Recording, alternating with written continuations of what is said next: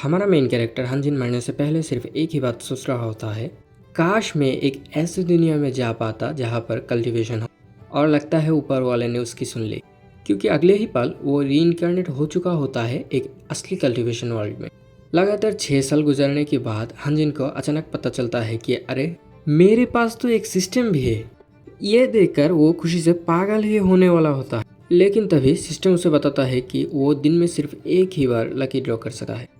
ये सुनते ही उसकी सारी एक्साइटमेंट आधे ही रह जाता है। और जैसे इतना ही काफ़ी नहीं था, तभी उसे एक और बुरी खबर मिलती है। उसके माँ बाप उसे छोड़कर भाग चुका होता है। हंजिन बोल रहा होता है, क्या ही किस्मत है यार।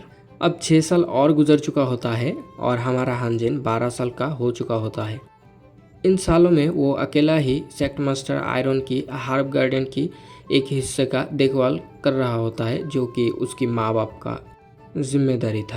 तभी एक दिन हंजिन को सिस्टम से एक साथ 4 पावरफुल स्किल मिल जाता है।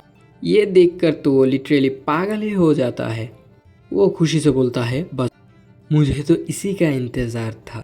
अब उसका कॉन्फिडेंस 7वें आसमान पर पहुंच चुका होता है। इसी बीच खबर मिलते हैं कि सेक्ट में 2 कल्टीवेटर आया है। ये सुनते ही हंजिन उन्हें देखने बाहर आ जाता है। पहले तो वो उन दोनों को होता है देखकर सोच रहा होता है, काश मैं भी इन जैसे बन जाऊं। लेकिन अगले ही सेकंड उसका घमंड वापस आ जाता है। वो मुंह बनाते हुए बोलता है, ये तो बस छोटे मोटे कल्टीवेटर्स है, एक दिन तो मैं पूरी दुनिया पर राज करूंगा। मतलब क्या ही घमंड है यार। तभी उनमें से एक कल्टीवेटर बोलता है, हमारे सेक्ट में कुछ बुरे कल्टीवेटर घुस आए हैं, इसी वजह से एल्डर आयरन कुछ दिनों की मिशन पर रहेगा। तब तक तुम सबकी देखभाल हम करेंगे। ये सुनकर हांजिन दिल ही दिल में खुश हो जाता है। वो सोचता है, ये तो बहुत अच्छा हुआ, मेरे पास 4 डेंजरस स्किल तो आ चुका है, लेकिन अभी तक मेरे पास अच्छे कल्टीवेशन रूट नहीं है। मुझे लॉटरी से कुछ ना कुछ अच्छा मिलना ही पड़ेगा। नेक्स्ट सीन में हम देखते हैं कि हंजिन अपने रूम के अंदर बैठा हुआ सिस्टम और अपनी किस्मत को कोस रहा होता है। 1 साल गुजर चुका होता है, लेकिन उसे अभी तक एक भी अच्छा कल्टीवेशन रूट नहीं मिला। फिर 1 और साल गुजर जाता है और इस बार भी कुछ नहीं मिलता। हंजिन अब ऑलमोस्ट डिप्रेशन में चला गया होता है। वो चिल्लाते हुए बोलते हैं, सुप्रीम टैलेंट तो दूर की बात, अभी तक हाई ग्रेड पोटेंशियल भी नहीं मिला। मैं इतना बदकिस्मत क्यों हूँ? अगर ऐसे ही चलता रहा तो मैं दुनिया पर राज कैसे करूंगा? तभी बाहर से शोर सुनाई देता है। हंजिन तुरंत बाहर जाता है और देखता है कि एल्डर आयरन 2 साल बाद वापस आ चुका है। सब लोग उनको देखकर उनकी तारीफ करना शुरू कर देते हैं। एल्डर आयरन बोलते हैं, मेरे ना होने के बाद भी तुम लोगों ने बहुत अच्छे से काम किया है। ये सुनते ही सब लोग और भी ज़्यादा मस्का लगाना शुरू कर देता है। ये देखकर हंजिन बस इतना ही बोलता है, कैसे कैसे लोग रहता है यहाँ पर। तभी एल्डर आयरन कुछ बच्चों को बुलाता है और उनमें हंजिन भी होता है। एल्डर सबकी कल्टीवेशन रूट चेक करना शुरू कर देता है। ये देखकर हंजिन शॉक हो जाता है, क्योंकि पहले गार्डन में काम करने वाला सर्वेंट को कल्टीवेशन करना मना था और इसी वजह से उसके माँ बाप उसे यहाँ छोड़कर भाग गया था। इसी बीच हांजिन नोटिस करता है कि एल्डर की कब्रों पर खून लगा हुआ है। ये देखते ही उसके दिल में डर बैठ जाता है। तभी एल्डर उसे बहुत ही खौफनाक नज़र से बुलाता है। हंजिन की तो फटकर हाथ में आ जाता है। एल्डर उसके रूट चेक करते हैं और बोलते हैं, इसके अंदर कोई स्पिरिचुअल रूट मौजूद नहीं है। नेक्स्ट हंजिन दिल ही दिल में बोलता है, क्या यह बुढ़ा हम लोगों को रिफाइन करके खुद को हील करने वाला है? अच्छा हुआ मैं अभी तक अपनी पावर अनलॉक नहीं की। थोड़ी देर बाद एल्डर को एक लड़का मिलता है जिसके पास स्पिरिचुअल रूट होता है। एल्डर उसे तुरंत अपना डायरेक्ट डिसाइपल बना लेता है। इसके बाद 3 साल और गुजर जाता है और अचानक एक दिन हमारी हांजिन की ज़ोर ज़ोर से हंसने की आवाज़ आ रहा होता है। वो खुशी से चिल्ला रहा होता है, क्योंकि फाइनली अच्छा कल्टीवेशन रूट मिल चुका होता है। अब वो सच में कल्टीवेशन कर सकता है।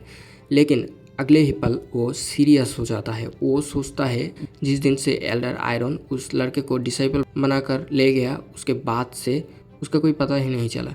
शायद उसे मार दिया गया। अगर एल्डर को पता चल गया कि मैं भी कल्टीवेट कर सकता हूँ, तो मेरे भी वही हाल होगा। तभी सिस्टम की तरफ से एक और नोटिफिकेशन आ जाता है, होस्ट अपनी कल्टीवेशन को पूरी तरह हाइड कर सकता है। ये देखकर ही हंजिन के चेहरे पर एक बड़ी सी स्माइल आ जाता है। वो बोलता है, परफेक्ट टाइमिंग, आज से मैं कल्टीवेशन वर्ल्ड में अपना पहला कदम रख रहा हो। और इसी के साथ हानजिन पहली बार ऑफिशियली कल्टीवेशन करने के लिए बैठ जाता है। वो ध्यान लगाकर बैठा ही होता है कि तभी हानजिन को सिस्टम की तरफ से एक नोटिफिकेशन मिलता है। सिस्टम बताता है कि उसे अपने कल्टीवेशन के लिए एक पाथ चुनना पड़ेगा। ऑप्शन होता है would, wind, fire, earth, water और स्वॉर्ड्समैन। हानजिन सोचता है मेरी 6 रीइंकार्नेशन टेक्निक के लिए स्वॉर्डमैन ही सबसे बेस्ट रहेगा और बिना देरी किए वो स्वॉर्डमैन को चूज़ कर लेता है। उसके तुरंत बाद सिस्टम एक और नोटिफिकेशन देता है कि हानजिन को एक लॉटरी ड्रॉ का मौका मिला है। लॉटरी खुलते ही हानजिन की किस्मत चमक जाता है। उसे मिलते हैं unbeatable swordsmanship, immortal beauty, unbeatable speed, immortal king की इनहेरिटेंस, अनलिमिटेड कल्टीवेशन टेक्निक और साथ ही 1000 हाई ग्रेड स्पिरिचुअल स्टोन्स। मतलब कि हमारे भाई को पूरा पैकेज मिल गया। लेकिन इसी बीच सिस्टम हानजिन को एक और ज़रूरी बात बताता है। सिस्टम कहता है अगर एल्डर आयरन को पता चल गया कि तुम कल्टीवेट कर सकते हो तो वो तुम्हें ख़त्म करने की प्लानिंग कर सकता है। ये सुनते ही हानजिन का गुस्सा 7वें आसमान पर पहुंच जाता है। वो सोचता है मैं इतनी मेहनत करता हूँ और वो कमीना मेरा साथ ऐसा सोचता है। लेकिन कुछ देर बाद हानजिन खुद को शांत करता है और सोचता है शायद मेरे माँ बाप के चले जाने की वजह से वो मेरे साथ ऐसा बर्ताव करता है। फिर हानजिन फैसला करता है जब मैं QI रिफाइनमेंट की 7th स्टेज तक पहुंच जाऊंगा तब मैं इस छोटे से पहाड़ को हमेशा के लिए छोड़ दूंगा। इतना सोचने के बाद हानजिन हैंड साइन बनाते हुए कल्टीवेशन शुरू कर देता है। उसे महसूस होता है कि आसपास की सारी स्पिरिचुअल एनर्जी उसकी तरफ खींची चली आ रहा है। हानजिन हैरान होकर कहता है तो ये होता है असली कल्टीवेशन। मेरे शरीर पहले से ज़्यादा हल्का, ताकतवर और फ्रेश लग रहा है। तभी उसे अपने पास छोटा छोटा रोशनी की गोले दिखाई देता है।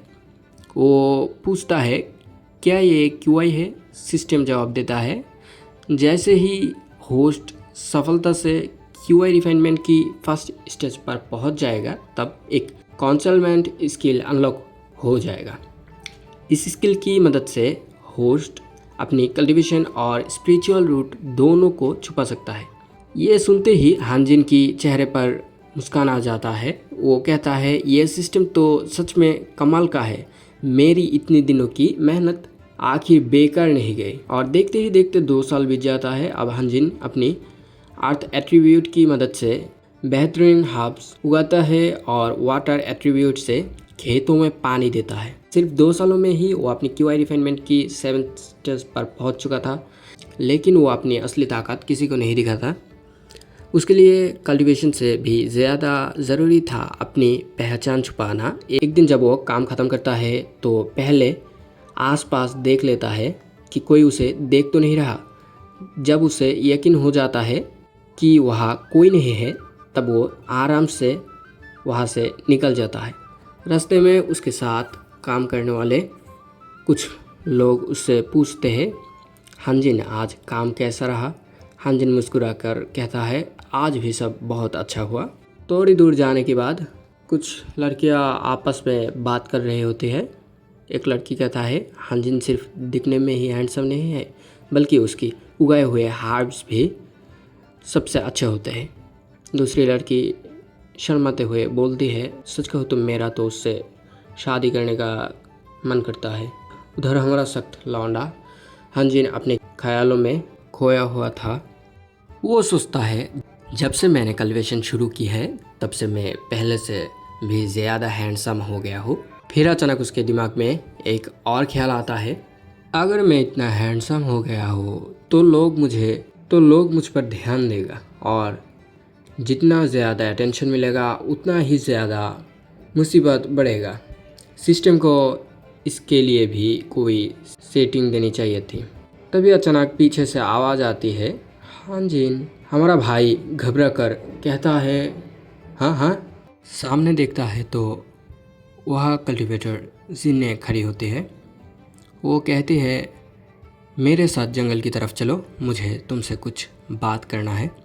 पहले तो हानजिन थोड़ा घबरा जाता है लेकिन फिर हाँ कर देता है। लेकिन अंदर ही अंदर वो सोच रहा था ये तो एल्डर आयरन के लिए काम करते हैं कहीं इससे मेरी कल्टीवेशन के बारे में पता नहीं चल गया। हानजिन तुरंत सिस्टम से पूछता है, सिस्टम दिखाओ मेरा और जिने का रिलेशनशिप लेवल क्या है। सिस्टम जवाब देता है, रिलेशनशिप लेवल 2 स्टार। ये देखकर हानजिन और भी कॉन्फ्यूज़ हो जाता है, ये कैसे हो सकता है, हमारी तो पहले कभी ढंग से बात भी नहीं हुई। और फिर हमारा नल्ला हानजिन अजीब से थ्योरी बनाता है, कहीं ये सब मेरी लुक मैक्सिंग स्किल की वजह से तो नहीं। अगर ये मुझे पसंद करता है तो कहीं मुझे अपना बनाने का प्लान तो नहीं बना रही। तब जिन्ने कहते हैं, घबराओ मत, मैं सिर्फ तुमसे एक बात पूछना चाहता हूँ, क्या तुम अपनी पूरी ज़िंदगी इस जगह बिताना चाहते हो? हानजिन बिना सोचे जवाब देता है, बिल्कुल नहीं। जिन्ने कहती है, तो मेरी एक मदद करो, बदले में मैं तुम्हें कल्टीवेशन सिखाऊंगी और यहाँ से आज़ाद होने में भी मदद करूंगी। हानजिन पूछता है, मुझे क्या करना होगा? जिन्ने कहती है, मुझे एल्डर आयरन की रेसिपी चाहिए, अगर तुम उसे लेने में मेरी मदद करोगे तो जब मैं यहाँ से जाऊँगा तुम्हें भी अपने साथ ले जाऊँगा। और फिर जिन्ने एक ऐसी बात बोल देती है जिसे सुनकर हानजिन बिल्कुल शॉक हो जाता है। वो कहता है, और अगर तुम चाहो तो हम पति पत्नी भी बन सकते हैं। ये सुनते ही हानजिन बिल्कुल पत्थर की तरह जम जाता है। वो सिर्फ इतना ही सोच पाता है, ये लड़की उस डेंजरस सेक्ट से बिलोंग करता है। और इसी ज़बरदस्त ट्विस्ट के साथ आज का एपिसोड यही ख़त्म होता है। अगर वीडियो पसंद आई हो तो चैनल को सब्सक्राइब करने मत भूलें और इस वीडियो पर 100 लाइक्स कंप्लीट कर दो। नेक्स्ट एपिसोड भी बहुत जल्दी अपलोड कर दिया जाएगा।